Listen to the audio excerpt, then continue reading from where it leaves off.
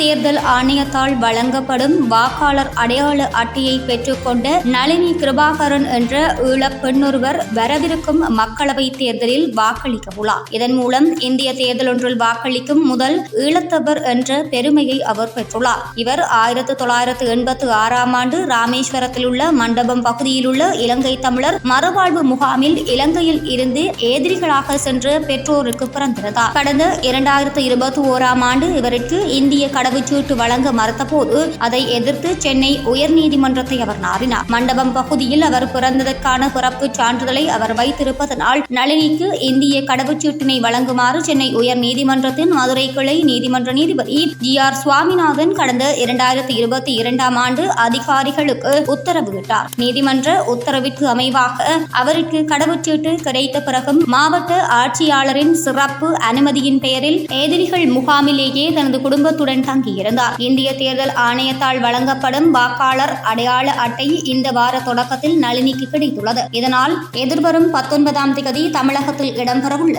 இந்திய மக்களவைத் தேர்தலில் வாக்களிக்கும் உரிமையை நளினி கிருபாகரன் பெற்றுள்ளார்.